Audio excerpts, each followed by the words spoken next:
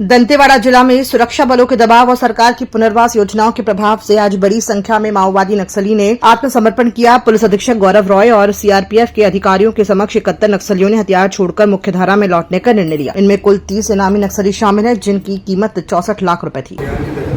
आज कुल 71 माओवादियों ने आत्मसमर्पण किया है। इसमें 71 में से 30 जो माओवादी उन पर इनाम, टोटल इनाम देखा जाए तो 64 लाख का इनाम और विभिन्न जगह के माओवादी पश्चिम मतलब जिला दंतेवाड़ा, बस्तर, बीजापुर, नारायणपुर, सीमावर्ती क्षेत्र वहाँ से आत्मसमर्पण किया गया है। और इम्पोर्टेंट ये है कि बहुत ही बड़ी संख्या में आत्मसमर्पण हो रहा है। तो इससे मैं समझता हूँ कि जो हमारी नक्सल उन्मूलन अभियान वो ऑपरेशंस हो और साथ ही में जो हमारा कम्युनिटी आउटरीच है, जिसके तहत हम लोग ऑपरेशन के तहत हम लोग। जी बताइए, क्या नाम है आपका? शामिल है और सोमली है। क्या क्या काम करते थे नक्सल संगठन से, कब से जुड़े हुए थे? मैं 2009 से और वहाँ 4 साल सीने में काम करती थी और वहाँ से बदले होके 8 सालों 16 पीएल में काम करती थी। वहाँ से 2018 से 2025 तक इंद्रावती एरिया जनमिल से कमांडर सौंप दिए। जनरल से कमांडर के पद पे थे जी। क्या रेकावाया जैसे बड़े घटना में शामिल रहे हैं आप, जो पिछले सत्र में कई माओवादी मारे गए थे? जी जी, उस घटना में शामिल थे सर।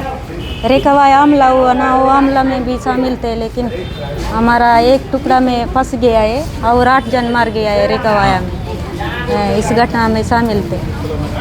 अभी समाज की मुख्य धारा से जुड़ गए हैं। जी। क्या नाम है भैया? भीमसन नाम बोले भाई। क्या क्या काम करते थे नक्सल कैडर में? 3 सदस्य। हाँ। कब से थे नक्सलवादी? 2020 में। 2020 से? हाँ। अभी समाज की मुख्य धारा से जुड़ने के बाद कैसा लग रहा है? ठीक नहीं लग रहा है सर। अच्छा लग रहा है? हजड़ और 8 मुख बैठता है। साल सीने में काम आपका करता नाम था कुमार? और 8 साल 16 पीएल में काम करता कब से थे नक्सल? और 16 पीएल में 2018 से अभी 2025 तक इंद्रावती एरिया जनमिल से कमांडर सौंप। मैं सीनेम काम करता हूँ। हाँ, सदस्य। अभी सीनेम सदस्य। हाँ। क्या क्या काम है? घटनाओं के संबंध में क्या आप लोग कुछ नहीं। कुछ तो करते थे। हाँ। नक्सलियों का कब सरेंडर हुए थे आप? आज ही। नक्सलियों का हाँ। यही है इंद्रावती क्षेत्र। छत्तीसगढ़ के आबकारी घोटाले में आरोपी चैतन्य बघेल को ईओडब्ल्यू ने रायपुर सेंट्रल जेल से बुधवार को अदालत में पेश किया। अदालत ने ईओडब्ल्यू के आवेदन को स्वीकार किया और आरोपी की पुलिस रिमांड की मांग की। पर्वतारोही जितेंद्र प्रसाद के नेतृत्व में एडवेंचर स्पोर्ट्स टीम ने छत्तीसगढ़ में विशेष जन जागरूकता अभियान की शुरुआत की। ये टीम 33 जिलों की पदयात्रा कर पर्यावरण संरक्षण, जल संरक्षण, बेटी बचाओ बेटी पढ़ाओ, सड़क सुरक्षा, स्वच्छ भारत और नशा मुक्ति जैसे संदेश देगी। यात्रा 25 सितंबर से 25 अक्टूबर तक चलेगी। टीम ने पहले देश भर में 4,52,000 किलोमीटर की पदयात्रा पूरी कर चुकी। मैं डीसी बंजारे, आरटीओ जगदलपुर। ये हमारी जो विश्व पर्वतारोही टीम जो पूरे हमारे हिंदुस्तान में जो सड़क सुरक्षा के संबंध में प्रचार प्रसार कर रहे हैं, क्योंकि सड़क के जो दुर्घटनाएं हैं बहुत ज़्यादा हो रही है, तो इन्होंने एक प्रण लिया है इस टीम ने। और इस टीम को मैं बहुत बहुत धन्यवाद देना चाहूँगा कि इन्होंने पूरा हमारे सुकमा, बीजापुर, दंतेवाड़ा से होते हुए हमारे जगदलपुर पहुँचे हैं और पूरा जागरूकता का अभियान है पूरा हमारे छत्तीसगढ़ के सारे ज़िलों में करेंगे।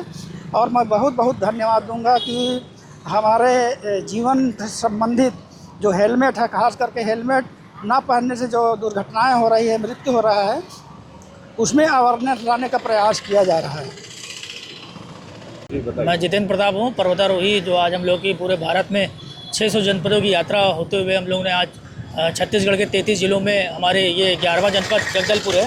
इसमें लोगों को हम लोग यही मैसेज दे रहे हैं कि वो लोग जब भी घर से बाहर निकले हेलमेट और सीट बेल्ट लगा के ही निकले, और जब भी कोई नया वाहन खरीदे उसके बदले में 5 पौधे भी लगाएं।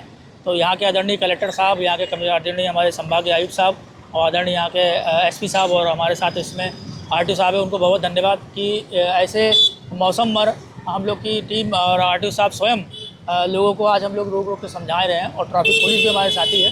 तो जो लोग हेलमेट नहीं लगा रही है उनका स्वयं का कर्तव्य है, क्योंकि हेलमेट के अंदर ही पूरा परिवार है। इसलिए सभी व्यक्तियों को, सभी लोगों को जागरूक होना चाहिए, समझना चाहिए। जैसे मोबाइल लेना नहीं बोलते हैं, वैसे ही हेलमेट लगाना ना भूलें और हेलमेट लगा के ही घर से कहीं सफ़र करें, क्योंकि जान जाने पर पूरा परिवार तबाह हो जाता है। और जो मुखिया होता है परिवार का, अगर उसको कुछ हो जाता है तो परिवार का विनाश हो जाता है। इसलिए सभी लोगों को इसे सब चीज़ें समझनी चाहिए। गरियाबंद जिले के राजम स्थित जल संसाधन उप संभाग कार्यालय परिसर में भवन निर्माण कार्य कर रहे ठेकेदार की बिजली चोरी पकड़ी गई। सरकारी टेंडर के तहत ठेकेदार ने भवन निर्माण के लिए पंप, कटर और अन्य उपकरण चलाने के लिए वैधानिक अनुमति लिए बिना चोरी की बिजली का इस्तेमाल किया। सूचना मिलने पर बिजली विभाग का अमला मौके पर पहुंचा और हुकिंग में इस्तेमाल वायर और अन्य उपकरण जब्त कर ठेकेदार के खिलाफ वैधानिक कार्यवाही शुरू कर दी।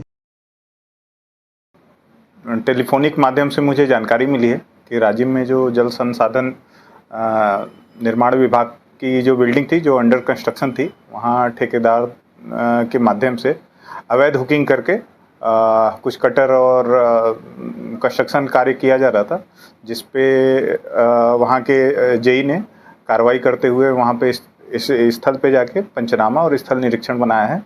और मैंने आदेश भी दिया है सहायक यंत्री को कि तत्काल वहाँ का डिमांड नोट इशू करें। उसके बाद इनके ऊपर अनुशासनात्मक कार्रवाई भी की जाएगी। प्रकरण ये कोई वीरेंद्र वर्मा जी के नाम से रजिस्टर्ड है और विभाग का भी नाम इसमें मेंशन किया गया है, जल संसाधन विभाग, ठेकेदार वीरेंद्र वर्मा। मुख्यमंत्री विष्णुदेव साय ने उमाया गार्डन में छत्तीसगढ़ केयर कनेक्ट कार्यक्रम को संबोधित करते हुए कहा कि प्रदेश अब केवल कोर सेक्टर तक सीमित नहीं बल्कि वेलनेस, हेल्थ केयर और पर्यटन में भी राष्ट्रीय पहचान बनाएगा। उन्होंने बताया कि नई औद्योगिक नीति के तहत पिछले 1 वर्ष में 7 लाख करोड़ रुपए से अधिक के निवेश प्रस्ताव आए हैं। स्वास्थ्य क्षेत्र में रायपुर के 11 बड़े प्रोजेक्टों के लिए 2,466 करोड़ रुपए से अधिक का निवेश प्रस्तावित है, जिससे लगभग 6,000 नए रोजगार सृजित होंगे।